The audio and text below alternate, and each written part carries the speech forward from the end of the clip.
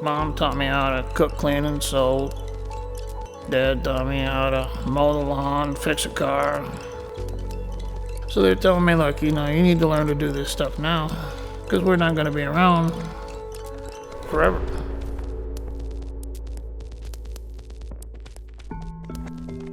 Then at 15, I was arrested. Went in Jackson prison. It was a wake-up. It was an adult world. There was no more being a kid. You learn a lot of things real quick.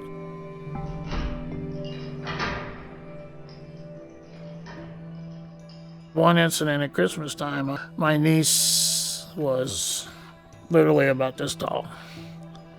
And she just, grabbed my leg. Come on home for Christmas, Uncle David. I'm like, look, I can't go. And the guard that was in the bubble, he just literally, you could see the tear run down his face. How do you explain to a kid that you can't go home for Christmas with them?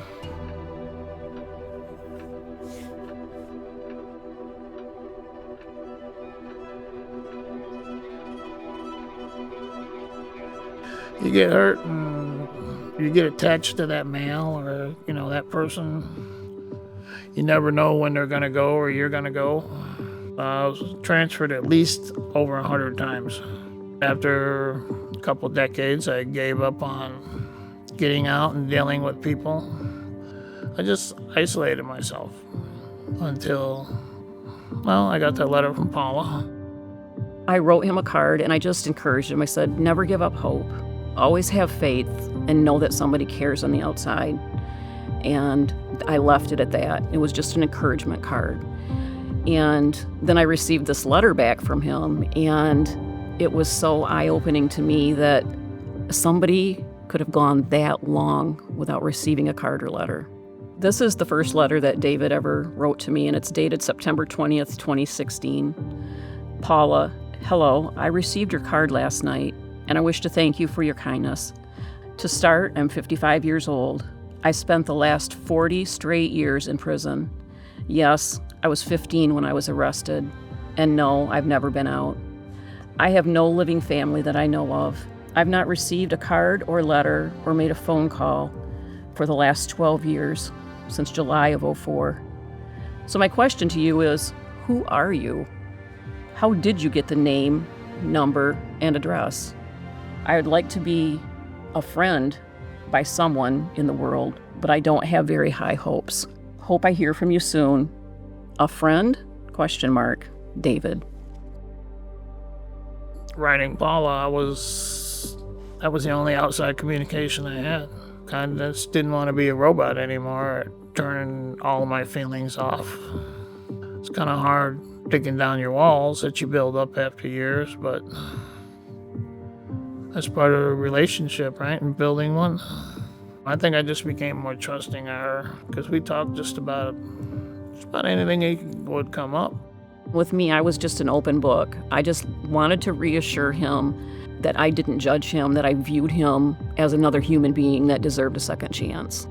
God loves you. I love you, as a believer and as a friend.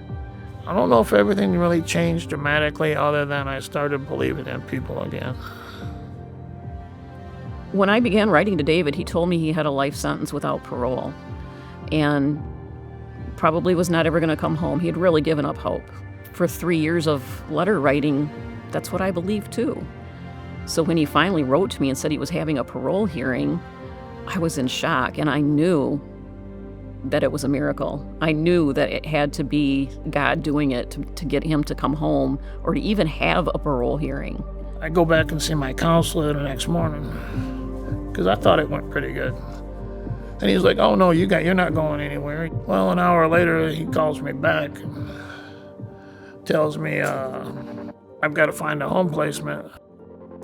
That's when we really kicked it into gear of my husband and I trying to find him a place to stay, and somebody I knew someone who had a halfway house. They had several, and they had one room available. I still didn't believe I was going home up until the day that Paula and Bill parked outside in the UP in the snow.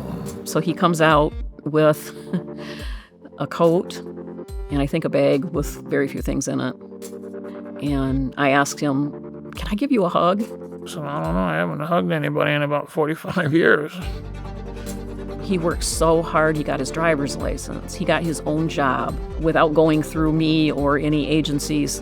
A convicted felon who spent 45 years in prison walked in and got a job, which was incredible. He had met this woman that he told me about, and in August of 2024, they were married.